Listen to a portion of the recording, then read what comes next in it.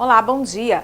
Em tempos de crise e reajustes inflacionários, os medicamentos genéricos fazem bem tanto para a saúde física quanto para a saúde econômica do consumidor. Eles são até 35% mais baratos e uma pesquisa revela que 4 entre 10 usuários preferem os genéricos.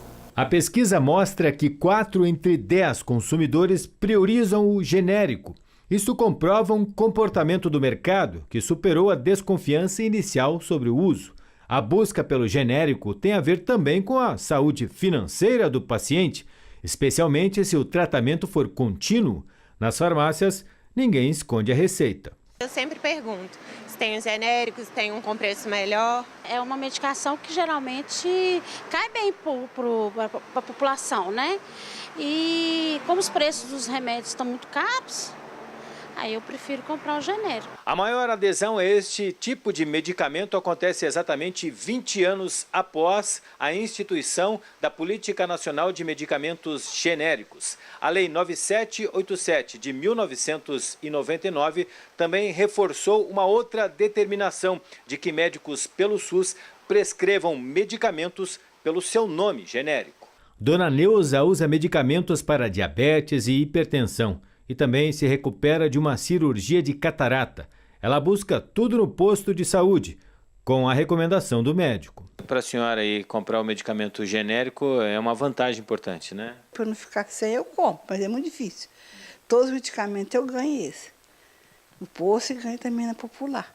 Os genéricos são mesmo mais competitivos. Tem a efetividade comprovada em testes de bioequivalência e saem 35% mais baratos do que os originais. A vantagem não pode, no entanto, incorrer em risco. Genérico ou não, o medicamento precisa de prescrição médica. Trocar o medicamento referência pelo genérico, somente o farmacêutico pode fazê-lo, inclusive atestando isso na receita do médico, né? Colocando o carimbo e falando que foi feita a troca. Nos Estados Unidos, os genéricos respondem por 75% das vendas. No Canadá, o percentual é ainda maior, 90%. Estes indicadores mostram que ainda há muito espaço para crescimento deste tipo de medicamento. No Brasil, a compra de genéricos corresponde a menos de 35% do volume total, segundo dados da Anvisa. Agora, com 20 anos da instituição da política de genérico no Brasil, nós estamos justamente conseguindo a função, o objetivo da política. E isso proporciona o acesso da população aos medicamentos. Na semana em que se comemora o Dia Mundial de Conscientização sobre o Autismo, o tema tem sido debatido em escolas, instituições do poder público. A Organização Pan-Americana de Saúde estima que a cada 160 crianças, uma é autista. O Jornal da Manhã foi conhecer a história da Sueli e do Vitor, mãe e filho diagnosticados com o transtorno. Marcamos com o Vitor e ele pontualmente já nos aguardava às 11 da manhã na faculdade, onde está terminando o curso de jornalismo. Aqui na universidade ele vem em busca da teoria, mas a gente vai acompanhar ele agora, saindo aqui da universidade, a gente vai acompanhar para mostrar onde ele coloca tudo isso em prática, para vencer o preconceito e conscientizar sobre a síndrome. Vamos lá, Vitor.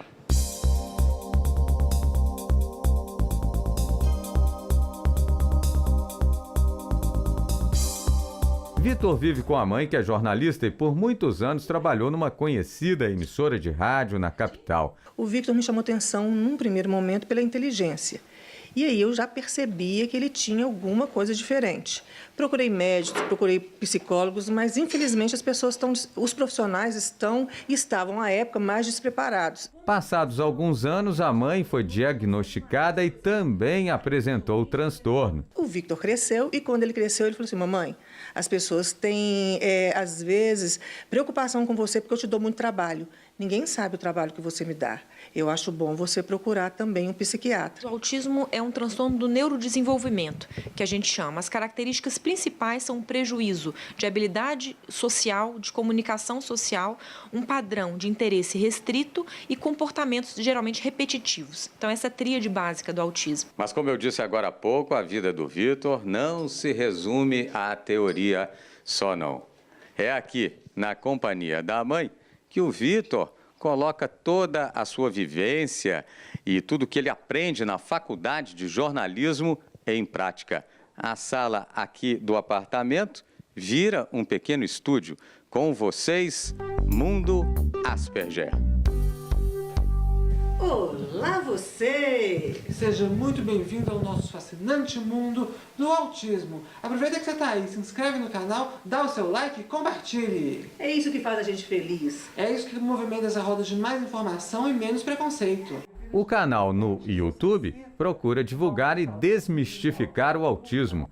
Além da rede social, eles também participam de palestras nas principais capitais e escrevem livros sobre o tema. Eu sempre gostei muito do audiovisual, então eu queria desenvolver uma fala mais articulada e uma comunicação não verbal também que expressasse o que eu estava sentindo. Até hoje a gente se surpreende com o retorno que a gente tem dessa nova fase que eu inaugurei na minha vida. Achando que eu ia aposentar e ficar tranquila, estou mais feliz ainda. E os pais devem ficar atentos aos sinais que podem indicar um quadro de autismo na criança desde cedo. O mais importante de tudo é que isso seja feito precocemente, para a gente conseguir o quanto antes as intervenções. E o tratamento é treinamento, né? Eu gosto de usar esse termo, né? Mas o tratamento, de forma geral, são as terapias, são os tratamentos multidisciplinares que a gente chama. O Victor é o chefe mais terrível que eu já tive, mas trabalhar com ele é maravilhoso porque, assim, a ousadia da juventude, a visão da juventude mexe com a bagagem que a gente já tem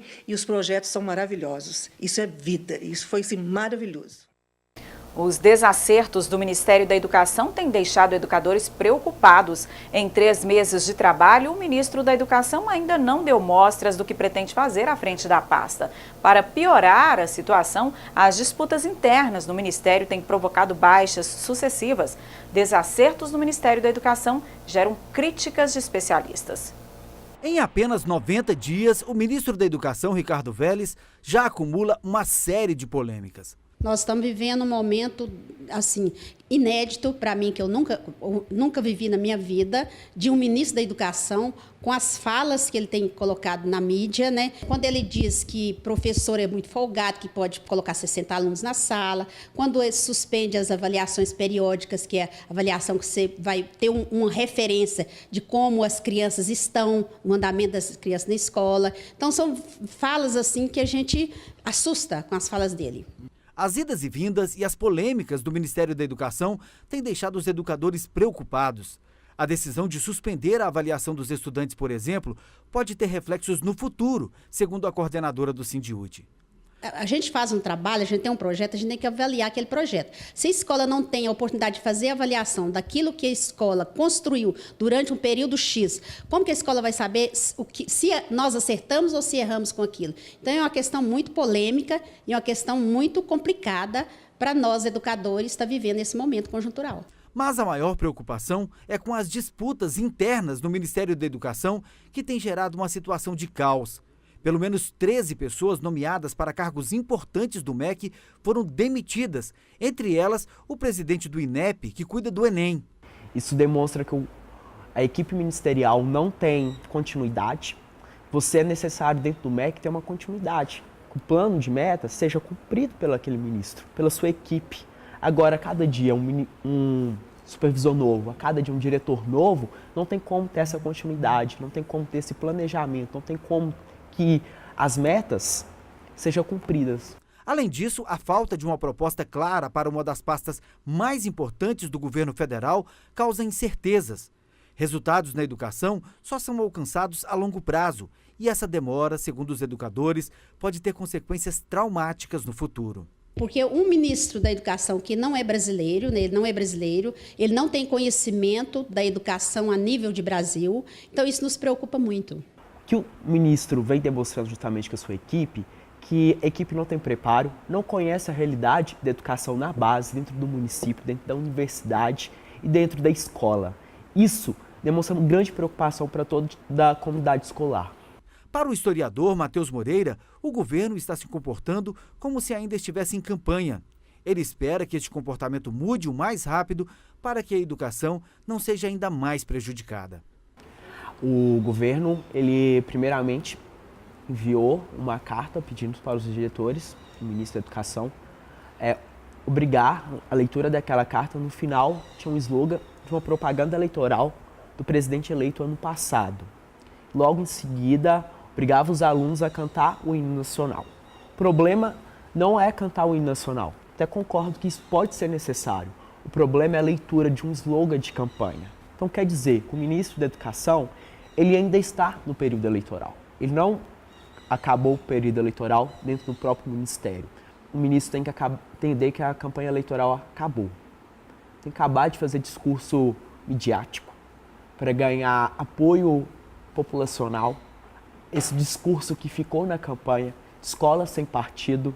Eu defendo a escola sem partido, mas não esse projeto que está sendo proposto pela equipe do ministro, no qual o Bolsonaro defendeu na campanha no passado. Porque nessa forma ele quer diminuir a liberdade de atuação e questionando a atuação dos professores. Com temperaturas amenas, especialmente à noite, e queda da umidade relativa do ar, o outono traz consigo o agravamento de algumas doenças, principalmente as respiratórias e as alergias. No entanto, é possível preveni-las para aproveitar o que há de melhor nessa estação. Veja no Saúde em Foco de hoje.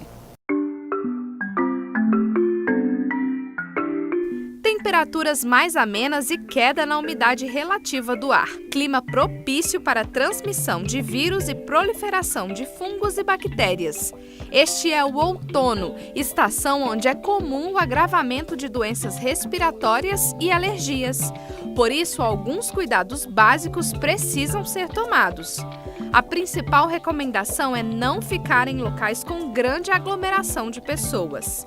Para evitar viroses como a gripe, é indispensável a vacinação dos chamados grupos de risco, como idosos, gestantes e crianças de até 5 anos. Pessoas que vivem com asma e outras doenças respiratórias não podem esquecer da medicação e de forma correta, de acordo com a prescrição médica. Não se automedicar é outra importante dica. E a qualquer sintoma persistente, procure uma unidade de saúde. Os sintomas de doenças típicas do outono costumam desaparecer em até 7 dias.